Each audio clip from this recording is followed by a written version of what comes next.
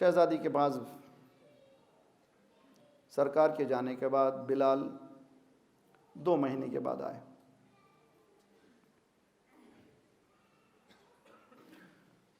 شہزادی نے پوچھا السلام علیکم. السلام علیکم یا اہل بیت النبوہ. بلال جانتے تھے کہ سرکار جب بھی واپس آتے تھے کسی سفر سے پہلا کس کے پاس جاتے تھے؟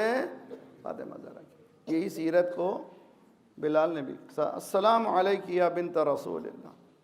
شہزادی نے بلال کی آواز سنی. اب بلال آ گئے تم؟ علیکم السلام. کمیونیکیشن شہزادی کے درمیان، بلال کے درمیان، شہزادی کے درمیان، سلمان کے درمیان، یہ تمام موجود ہے. انشاءاللہ میں کوشش کروں گا آئندہ بیان کرنے کی. جو حدود محرم و نامحرم گفتگو کے حدود وغیرہ دین نے پہلے سے بتا دیے ہیں. بلال ایک مدت ہوئی تھی بابا کے زمانے کی اذان سنی تھی. ذرا آج اذان سنا دوں. تاریخ کہتی ہے سرکار کے جانے کے بعد بڑے بڑے صحابیوں نے کہا بلال اذان دو. بلال نے کہا نہ، بلکہ چھوڑ کے چلے گئے. 2 مہینے بعد آئے. جب شہزادی نے کہا اذان کا حکم دیا مصلی پہ چلے گئے. اذان چھوٹی چیز نہیں، بڑی چیز ہے. مصلی پہ گئے اللہ اکبر.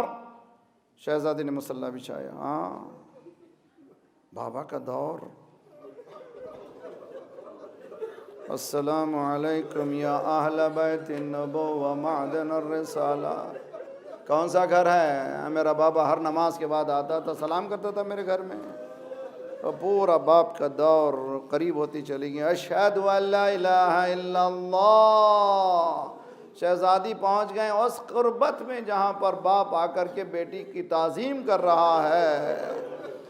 اب اس کے بعد بلال نے کہا اشہد ان محمد رسول اللہ.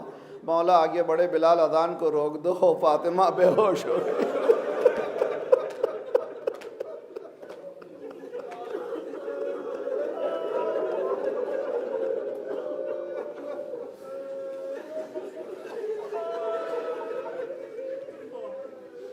بلال اذان کو روک دو، فاطمہ بے ہوش ہو گئی ہیں. یہ ایک پہلی اذان ہے جس کے بعد جس کا اثر شہزادی کی بے ہوشی. میں 4 اذانیں پیش کروں گا. دوسری اذان 30 سال بعد. مولا کا مؤذن موجود تھا کوفے میں. مولا نے مؤذن سے نہیں کہا. 19 رمضان کی صبح خود مولا گئے اللہ اکبر.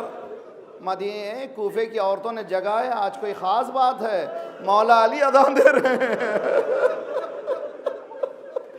سب لوگ جوگ دا جوگ مسجد کوفہ میں جمع ہوئے. کچھ دیر بعد آواز گونجی قد قتل امیر.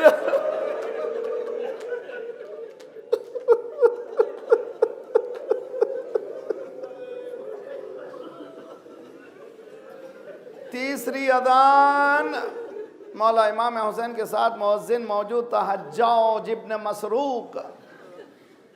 روایات میں ہے، آداب مساجد میں ہے کہ ایک اچھا مؤذن ہو، اچھی آواز ہو، اس کی آواز میں اتنی اچھائی ہو کہ وہ بلا سکے. تمام بتایا گیا، گائیڈ لائن بتائی گئی ہے. مولا کے ساتھ بھی ایک مؤذن تھا جس کا نام ہے حجاج ابن مسروق. صبح عاشور مولا نے حجاج ابن مسروق سے نہیں کہا تم اذان دو، بیٹا علی اکبر تم اذان دو. شاید یہی پیام دے رہے ہوں کہ کبھی کوئی جوان نماز کو قضا نہ کرنے پائے.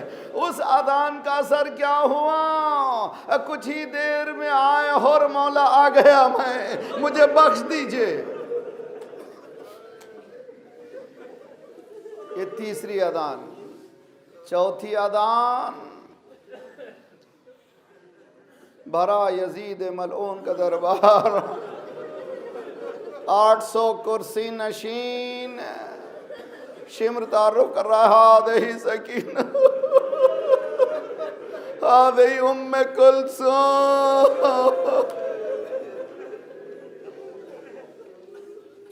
مولا امام سجاد نے فرمایا یزید اتنی اجازت ہے کہ ان لکڑیوں کے ٹکڑوں پر جا کر کچھ کہوں. ممبر کی طرف اشارہ کر کے مولا نے کہا خوشو بیان لکڑی کے ٹکڑے. جہاں حق نہ بیان ہو وہ لکڑی کے ٹکڑے ہیں، ممبر نہیں ہے.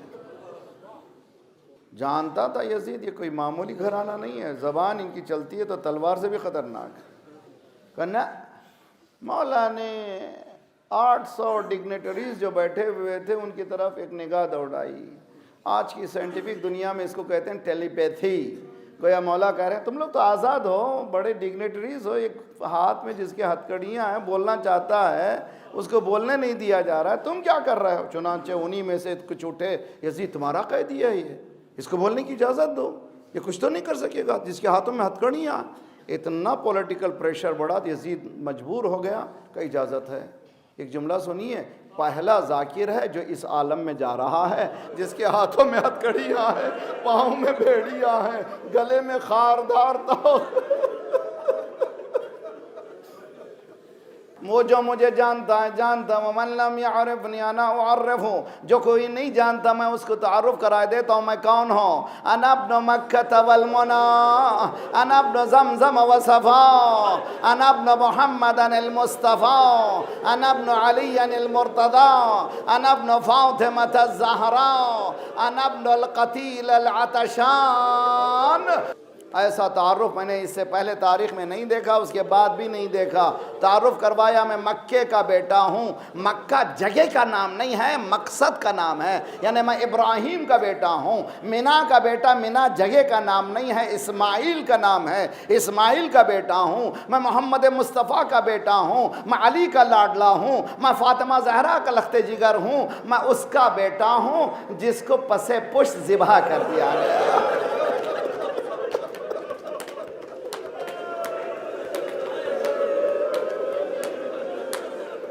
1400 سال بعد ایک خطیب، ایک ذاکر آپ کے سامنے بول رہا ہے تو یہ اثر ہو رہا ہے، خود امام بول رہے ہوں تو کیا اثر ہوگا؟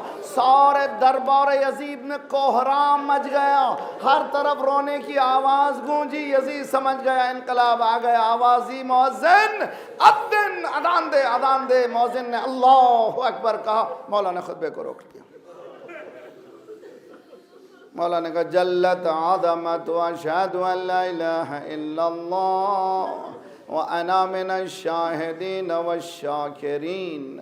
جیسے ہی مؤذن نے کہا اشہد ان محمد رسول اللہ، مولا نے مؤذن کی طرف بڑھا، اسکت، رک، خاموش ہو جا۔ اے یزید، یہ محمد مصطفیٰ تیرے نانا یا میرے نانا؟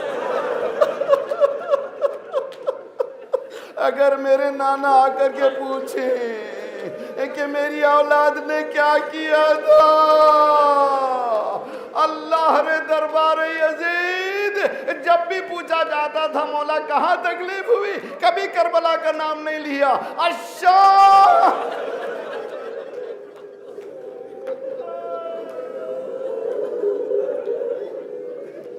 الا لعنت اللہ علی القوم الظالمین وسيعلم الذین ظلموا أي منقلب ينقلبون۔